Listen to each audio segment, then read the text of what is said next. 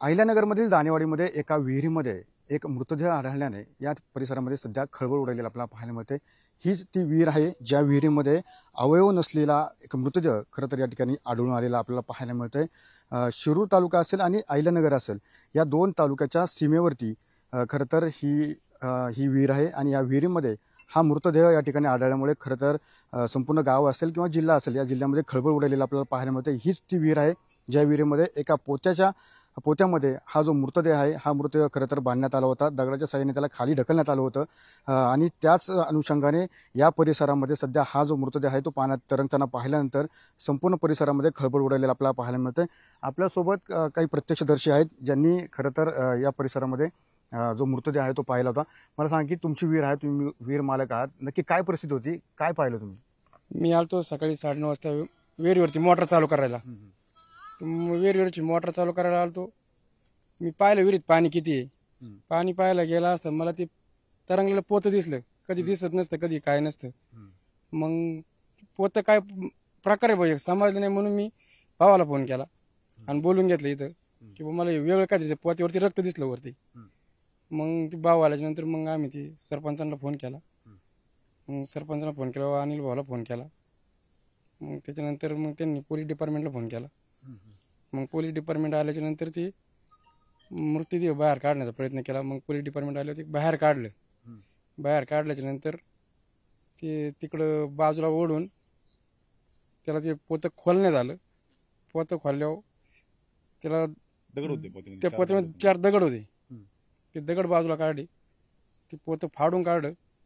मग त्याच्यामध्ये 2 हात नाही, 1 पाय नाही, मुंडकं नाही, या अशा परिस्थिती मृतदेह आम्हाला दिसला। खरं तर मृत दिसलाय, मात्र ज्या पद्धतीने मृतदेहाची काय ओळख पटली का, कोणाचा मृतदेह असू शकतो काय वाटतं? ओळख पटलेली नाही, पण त्याचा पाहुणा असं वाटत की 20 वर्षाच्या आसपास असायला पाहिजे। आणि आता आमचा भाऊ यांनी पाहिल्यानंतर आम्हाला कॉल केला होता, आम्ही आलो, गजा साहेब त्याला बाहेर ओढलं। मग पोलिसांना फोन केला, मी ते आले, म्हणलं तुम्ही आल्याशिवाय आम्ही काय याला उघडणार नाही। ते म्हणले उघडून बघा, कारण कधी जनावर पण असतं त्याच्यामध्ये। तर मग मला तुमचा एक प्रतिनिधी, कारण आमच्याकडे असं प्रकार इथं काही आतापर्यंत घडलं नव्हतं, आम्हाला थोडीशी भीती पण वाटली। मग त्यांचा प्रतिनिधी आम्ही स्वतः बाहेर काढलं, गजाने ओढून पोतं फाडून बाहेर काढल्यानंतर त्याचे 4 दगड होते, 5 किलोचे 4 दगड, आणि वरून तोंड बांधून टाकलेलं होतं। आणि एक पाय जो होता ना तो सुद्धा तोडायचा प्रयत्न केला होता, पण ते तुटला नव्हता। आणि एक पाय पूर्णपणे नव्हता, 2 हात नव्हते, शिर नव्हते, आणि जे पूर्णपणे कपडा कोणताच नव्हता, फक्त करदोडा होता त्याच्या अंगावरती। आणि एक 20 वर्षाच्या आसपास असं नवीन पोरगा असं दिसत होतं। मात्र पोलीस आले, पोलिसांनी तपास केला, याची ओळख पटवण्यासाठी पोलिसांनी काय केलं? म्हणजे पोलिसांनी त्याचा ते म्हणले आम्हाला PM साठी न्यायचं, आम्ही त्याला DNA साठी केलं, कारण आमच्या गावातल्या 19 वर्षाच्या मुलाचा मिसिंग कंप्लेंट दिलेली ऑलरेडी 7 तारखेला काहीतरी। तर मला आम्हाला डाऊट आहे की त्या मुलासारखं त्याचं वर्णन वाटतंय भाऊ, नाही का, त्या मुलाचे चुलते असतील किंवा त्याचे वडील तर नव्हते आले, ते 2 चुलते आले होते। तर ते म्हणले आम्हाला असं डाऊट वाटतं की आमचा मुलगा असू शकतो भाऊ, नाही का, त्याच्या बॉडीच्या वर्णनावरून। की मग आम्ही म्हणलं DNA टेस्ट साठी त्याचं तुम्ही घ्या, नमुना घ्या। तर ते ठीक आहे म्हणले, त्यांनी पंचनामा वगैरे केला, त्याच्यामध्ये पण त्यांनी उल्लेख केला की आता DNA साठी पण सॅम्पल ठेवा म्हणून असा। आता एक घटना वाटतात अशा प्रकारचा क्रूडपणे खरं तर खून केलेला पाहायला मिळतं, काय कारण असू शकतं साधारण? असं कारण पहा, हे मानसिकता आता सध्या बीडचं प्रकरण एवढं चालू असताना हे झालंय, म्हणजे आमच्या परिसरात सध्या तरी पहिल्यांदाच असा पाहिला, म्हणजे कधी भांडणं पण नसतं आमच्या गावामध्ये, पण हा इतका भयानक प्रकार पहिल्यांदाच पाहायला भेटलाय।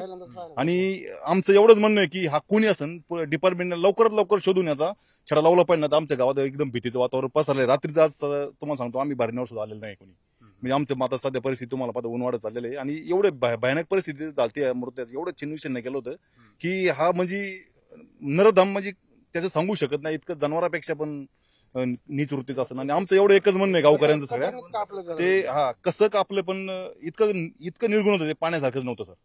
आमचं एवढं एकच म्हणणं आहे ग्रामस्थांचं की जो पण नरधाम असन त्याला लवकरात लवकर अटक करणे, त्याच्यावर फाशीची कारवाई झाली, पण आमची ती पण मागणी झालीच पाहिजे सर। असं म्हणजे एवढं इथपर्यंत जातोय, तर हे लई क्रूरच्यापेक्षा पण क्रूर काम आहे। नक्की ज्या पद्धतीने पाहिलं की खरं तर जो मृतदेह या ठिकाणी आपल्याला आढळला आहे अतिशय क्रूर पद्धतीने खरं तर याचे मारहाण केल्याचं आपल्याला पाहायला मिळतं आणि त्याचा खून करून त्या ठिकाणी विहिरीत टाकलेला आहे। मात्र एकंदरीत जो कोणी आरोपी असेल त्या आरोपीला पकडावं, कठोरात कठोर कारवाई करावी, त्याला शिक्षा द्यावी, अशीच मागणी या ठिकाणी गावकरी करताना आपल्याला पाहायला मिळत आहे। कॅमेरामॅन अभिजितसह मी सुनील देगडे, TV9 मराठी, पुणे।